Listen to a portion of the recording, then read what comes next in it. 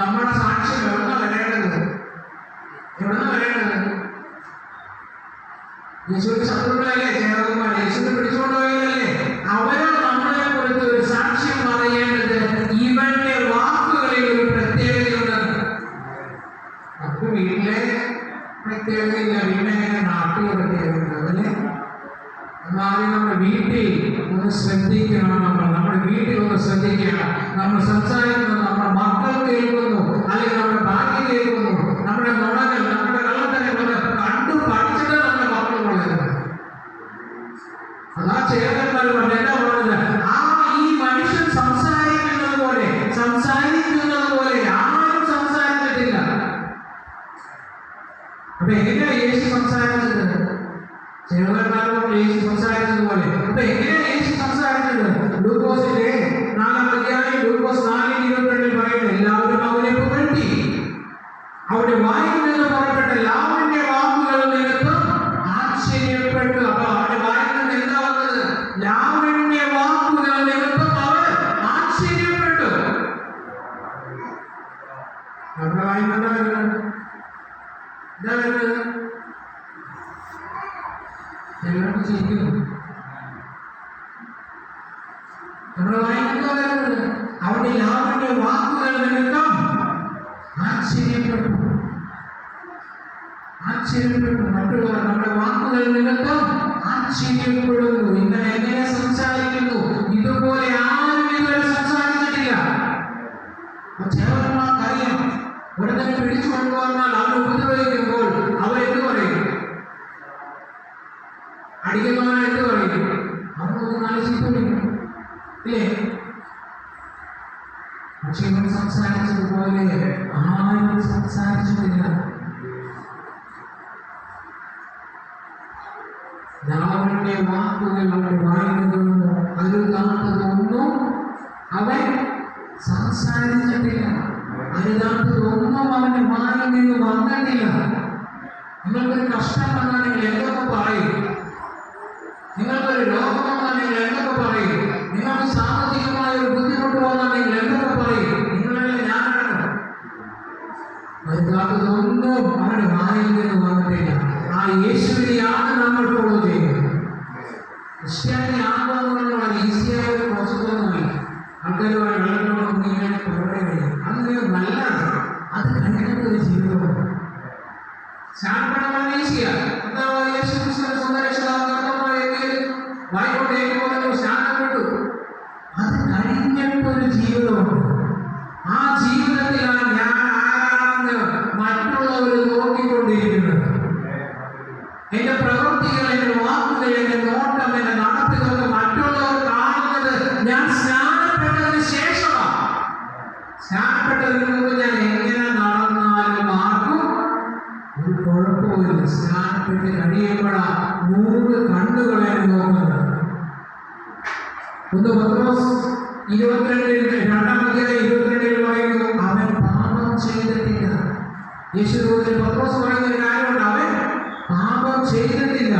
അവന്റെ വായിൽ നിന്ന് വഞ്ചന ഒന്നും വന്നിട്ടില്ല. വഞ്ചന ഉണ്ടായിരുന്നില്ല. നമ്മുടെ വാക്കുകളും അങ്ങനെ തന്നെ ആയിരിക്കണം. റോമാലേഖനത്തിൽ പൗലോസ് പറയുന്ന ഒരു കാര്യമുണ്ട്, അവരുടെ തൊണ്ട തുറന്ന ശവക്കുഴി തുറന്നു കഴിഞ്ഞാൽ നമ്മൾ ആരെങ്കിലും നോക്കിക്കും. പൗലോസ് പറയുന്ന ഒരു കാര്യമുണ്ട്, അവരുടെ വാക്കുകളുടെ തൊണ്ട തുറന്ന ശവക്കുഴി. അവർ ചതിക്കുന്നു. സർപ്പവിഷം അവരുടെ അംഗങ്ങൾക്ക് തീരുകയുണ്ട്. അത് അവരുടെ വായിൽ ശാപവും കയ്പും നിറഞ്ഞിരുന്നു. ഇതൊന്നും യേശുവിന് ഉണ്ടായിരുന്നില്ല. അടിച്ചവനെ സ്നേഹിക്കുന്നത് യേശു, ചതിച്ചവനെ, കൂട്ടിയവനെ, വെച്ചവനെ സ്നേഹിച്ചൊരു യേശുവിനെയാണ് നമ്മൾ ഫോളോ ചെയ്യുന്നത്. ദൈവസ്നേഹം എവിടെയാണ് കാണുന്നത്? കാൽവരി ക്രൂശിലാണ് കാണുന്നത്. അവൻ നമ്മെ സ്നേഹിച്ചത് കാൽവരി ക്രൂശിലാണ് നമ്മൾ കാണുന്നത്.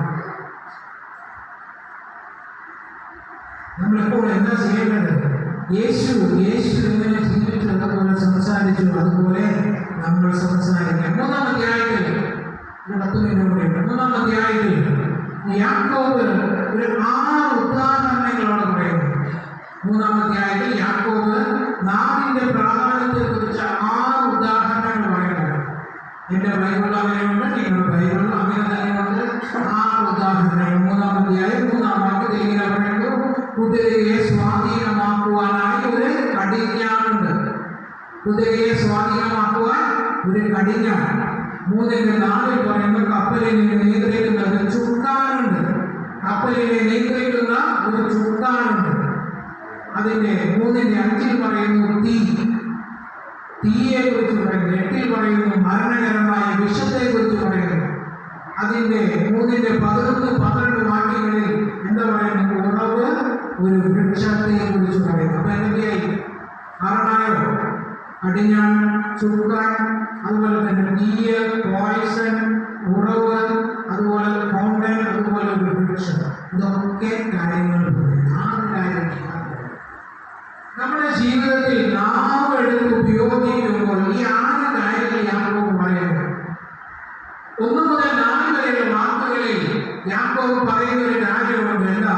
നമുക്കൊരാളുടെ വാക്കുകൾ, നമ്മുടെ വാക്കുകൾ കൊണ്ട് ഒരു വ്യക്തിയെ നിയന്ത്രിച്ച് നേരായ മാർഗത്തിലേക്ക് നടത്തുവാനായി സാധിക്കും. നമ്മളെന്ത് ചെയ്യും? ഒരു വഴിയിൽ വെച്ച് കഴിഞ്ഞാൽ എന്ത് ചെയ്യാം? കാണിക്കാൻ പോകാം, നമ്മൾ പറഞ്ഞു കൊടുക്കില്ലേ?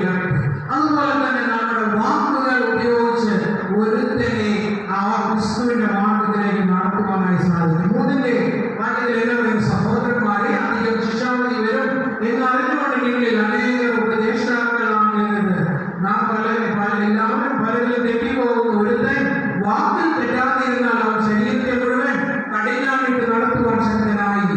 യാക്കോബ് എഴുതുന്നത് 12 ചിതറിപ്പാടുന്ന 12 ഗോത്രങ്ങളുടെ യാക്കോബ് എഴുതുന്നത്.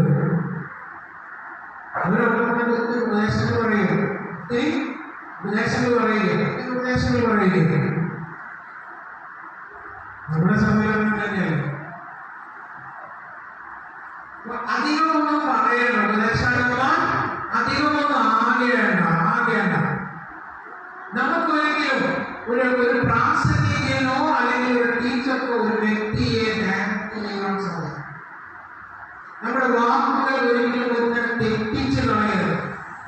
നമ്മുടെ സഭകളോ മറ്റു സഭകളോ ഇവിടുത്തെ സഭയെക്കുറിച്ചുള്ള ഉന്നതമായി മറ്റവരോട് പറയുന്നു.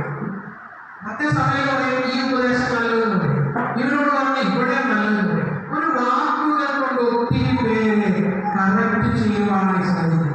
യാക്കോബായ ഉദാഹരണം പറയുന്നത് കടിഞ്ഞാൺ, കുതിരയെ നിയന്ത്രിക്കുവാനായി ഒരു കടിഞ്ഞാണുണ്ട്.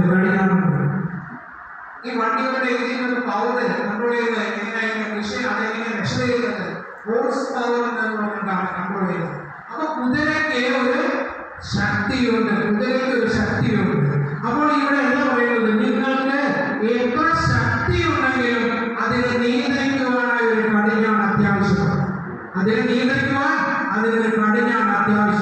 രണ്ടാമത് പറയുന്ന ഒരു കാര്യം ഞാൻ വിളിച്ചു പോകാനാണ്. രണ്ടാമത് പറയുന്നത് കപ്പൽ വളരെ ശക്തിയുള്ളതാണ്. കപ്പലിന് വളരെ ശക്തിയും വളരെ വലുപ്പമുള്ളതാണ്. പക്ഷേ കപ്പലിനെ നിയന്ത്രിക്കുവാനായിട്ട് അതിനൊരു ചുക്കാൻ അത്യാവശ്യമാണ്.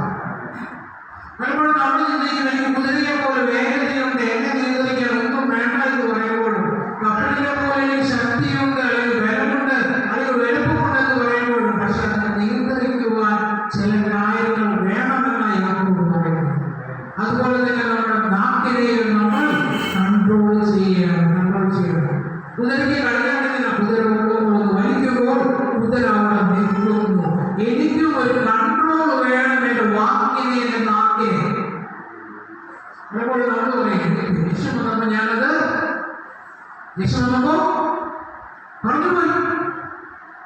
ദൈവാത്മാവ് പറയുന്നത് നീ ദൈവത്തിന്റെ മകനാണെങ്കിൽ നിന്റെ വാക്കുകൾക്ക് നിനക്കൊരു കടിഞ്ഞാൺ വേണമെന്ന് പറയണം. കുതിരയെ എങ്ങനെ പിടിച്ചു നിർത്തുന്നത് പോലെ നിന്റെ വാക്കിനെയും നീ പിടിച്ചു നിർത്തണം. കപ്പലിനെ എങ്ങനെയാണ് നിർത്തുന്നത്? ചുക്കാനിട്ട് കൺട്രോൾ ചെയ്യുന്നത് പോലെ അതുപോലെ തന്നെ നിന്റെ നാക്കിനെയും നീ കൺട്രോൾ ചെയ്യണം. പിന്നെ പറയുന്നത് തീ. ചിലവരെന്താ പറയാ, ഈ രാജ്യങ്ങളിലുള്ള പ്രശ്നങ്ങൾ അത് ചെറിയൊരു വാക്കിൽ നിന്നാണ് കത്തിപ്പിടിക്കുന്നത് അല്ലേ? രാജ്യങ്ങളിൽ അനേക രാജ്യങ്ങളിലുള്ള പ്രശ്നങ്ങൾ ഒത്തിരി ഉദാഹരണമുണ്ട്. ഒത്തിരി ഈ പൊളിറ്റിക്കൽ ഇഷ്യൂസ് ചെറിയ വാക്കുകളിൽ നിന്നാണ് തീയായി കത്തി പടരുന്നത്. നമുക്കൊരു സുഖമല്ലേ മറ്റൊരു കുട്ടികളോട് പറയുമ്പോൾ അല്ലേ? ഇല്ല എത്ര സുഖമുണ്ട്. ജെൻസന്റെ വീട്ടിൽ വന്ന് അല്ലെങ്കിൽ ജെൻസന്റെ വീട്ടിൽ വന്ന് സിജോനോട് വന്ന് പോയി പറയുമ്പോൾ എനിക്ക് സുഖം. നമ്മുടെ വാക്കുകൾ അനേകം കത്തിച്ച് കളയുവാനുള്ളത്. തീ അത്യാവശ്യമാണ് അല്ലെ? തീ വേണം നമുക്ക്, തീ വേണം നമ്മൾ, തീ വേണം. ഭക്ഷണമാകുകയാണ്, തീ വേണം. പക്ഷെ അത് അനാവശ്യമായി മാറിയാൽ, തീ കത്തി പടർന്നു പോയാൽ, അത് നിയന്ത്രണം വിധേയമല്ലാതെ പോയാൽ അത് നമുക്ക് ദോഷമേ ചെയ്യും. നമ്മുടെ വാക്കും നമ്മൾ സൂക്ഷിക്കണം. ഒരുത്തരെയും കത്തിക്കുവാൻ ഇടയാക്കരുത്. അവനെ ആശ്വാസമായി മാറണം. വിഷം ചിലവരെന്താ പറയാ, സംസാരിക്കുമ്പോൾ എന്ത് സ്വീറ്റായിട്ട് സംസാരിക്കുന്നത് അല്ലേ?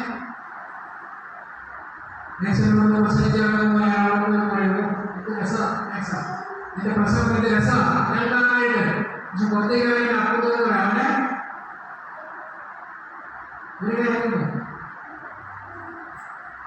നമ്മുടെ വാക്കുകൾ സ്വീറ്റായി മറ്റുള്ളവർക്ക് കൊടുത്താലും അതിൻ്റെ ഉള്ളിൽ ഒരു വിഷമായി സംസാരിക്കണം. ഉള്ളത് തുറന്ന് പറയാൻ ശ്രമിക്കണം. നമ്മുടെ തീയാവരുത് നമ്മുടെ വാക്കുകൾ, നമ്മുടെ വിഷമായി മാറരുത് നമ്മുടെ വാക്കുകൾ. അത് കഴിഞ്ഞ് രണ്ട് ഉദാഹരണം പറയുന്നത്, ഒരു ഉറവയെ കുറിച്ച് പറയും. നമ്മൾ ഈ ചൂടൊക്കെ ആയിട്ട് ഇങ്ങനെ നടന്നു പോകുന്നത് കുറച്ച് വെള്ളമൊക്കെ കണ്ടുകഴിഞ്ഞാൽ നമുക്ക് സന്തോഷമില്ലേ? എന്തെങ്കിലും വെള്ളമൊക്കെ ഉറവകളുണ്ട്. ഇപ്പം മൂന്നാറിലോ എവിടെയെങ്കിലും പോകുമ്പോൾ എവിടെയെങ്കിലും വാട്ടർ ഫോൾസ് ഒക്കെ ആണെങ്കിൽ വണ്ടി നിർത്തി ഇതിനാണ് നോക്കുന്നത്. നമുക്ക് ഒരു ആശ്വാസം കാണുവാനും ഒരു കുളിരേകുവാൻ, അതിൻ്റെ മുഖത്ത് കഴുകുവാൻ, കാലത്ത് മടങ്ങുവാൻ എന്തൊരു ഇഷ്ടമാണ്. നമ്മുടെ വാക്കുകൾ അങ്ങനെ തന്നെ എങ്ങനെയായിരിക്കണം? അനേകം പേർക്ക് ഒരു കുളിർമ നൽകുന്നതായിരിക്കണം. അല്ലാതെ അവരെ കത്തിച്ചു വിടുന്നതല്ല നമ്മുടെ വാക്കുകൾ. അതൊരു കുളിർമ നൽകുന്നതായിരിക്കണം നമ്മുടെ വാക്കുകൾ. അനേകം പേര് നമ്മളിൽ നിന്ന് അകന്നു പോകാനായിട്ട് ശ്രമിക്കുന്നത് നമ്മുടെ വാക്കുകൾ തന്നെയാണ്. ഞാനെങ്കിലും ശ്രദ്ധിച്ചിട്ടുണ്ടോ? കാണാൻ ഭംഗിയില്ല, കറുത്തനാണ്, വെളുത്തനാണ്, അവൻ ഭംഗിയില്ല, ഇതൊന്നുമല്ല ആൾക്കാർ നോക്കുന്നത്. അവന്റെ ആ പെരുമാറ്റമാണ് നോക്കുന്നത് നമ്മളോട് അടുപ്പിക്കുവാനായിട്ട്. നമ്മളായിട്ട് ഒരു വാക്ക് സംസാരിക്കാൻ വരുമ്പോൾ നമ്മൾ അവർക്ക് പറഞ്ഞു കഴിഞ്ഞാൽ പിന്നീട് അവർ തിരിഞ്ഞു നോക്കൂല. അല്ലാതെ നമ്മുടെ ഭംഗിയോ കോലമൊന്നും അല്ല നോക്കുന്നത്. നിങ്ങളുടെ വാക്കുകൾ അവന്റെ വായിൽ നിന്ന് അരുതാത്തതൊന്നും വന്നില്ല. നമ്മൾ ഇന്നു മുതൽ നമ്മളൊന്നും ശ്രദ്ധിക്കുക. നമ്മുടെ വാക്കുകൾ ഒരുത്തരോട് സംസാരിക്കുമ്പോൾ അവന്റെ ഒരു വലിയ കുറ്റങ്ങളൊന്നും നമ്മൾ പറയരുത്.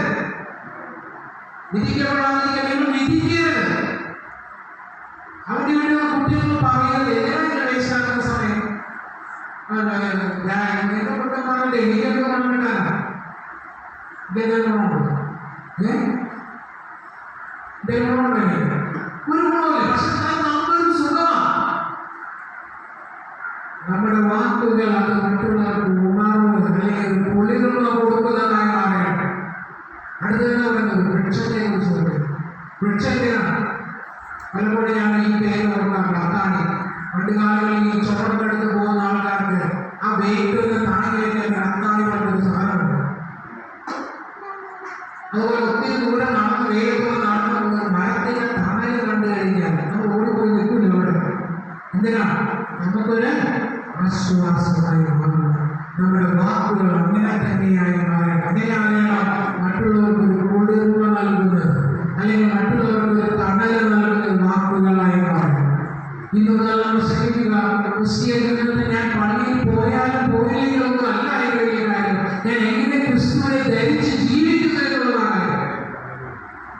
ഒരാഴ്ച പള്ളിയിൽ വന്നെങ്കിൽ ശാന്തിയുടെ എന്ത് പറയുന്നത് എന്നുള്ളതല്ല എന്റെ പ്രശ്നം. നമ്മളിതിനെ പള്ളിയിൽ വരുന്നത് പണ്ടോടെ നമ്മൾ അങ്ങോട്ടിരിക്കുന്നു, ഇടപ്പം പോയി, ഇടന്നു പോയി, ഞാൻ പോകുന്ന പള്ളിയിലേക്ക്. അങ്ങനെയൊന്നുമല്ല. നിങ്ങളുടെ ഉള്ളിൽ ക്രിസ്തു ഉണ്ടോ? ക്രിസ്തുവിനെ ജനിച്ച് ആ ധരിച്ചൊരു ജീവിക്കുവാൻ നിങ്ങൾക്ക് സാധിക്കുന്നു.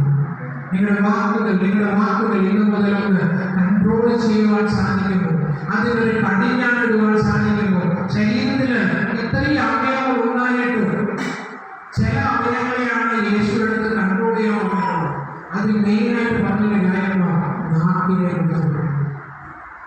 നമുക്ക് പ്രാർത്ഥിക്കാം.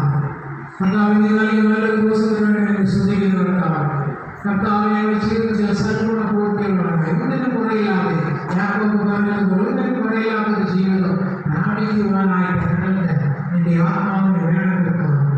നിന്റെ ആത്മാവിനെ അധികമായി വേണം കർത്താവ്. ഒന്നിനും കുറവില്ലാതെ കർത്താവിന്റെ വാക്കിനെ നാട്ടിനെ ഒന്ന് നിയന്ത്രിക്കുവാൻ ഞങ്ങളെല്ലാവരെയും നിന്റെ ആത്മ കർത്താവ് ഈ ചെയ്തതിനോട് തന്നെ ശ്രദ്ധിക്കുന്ന കർത്താവ്. അതിന് ജീവിക്കുവാൻ നിന്റെ ആത്മാവിനെ ഞങ്ങൾക്ക് കുറയാൻ നൽകുന്ന കർത്താവ്. എല്ലാവരും വേണ്ടി പ്രാർത്ഥിക്കുന്ന കർത്താവ്.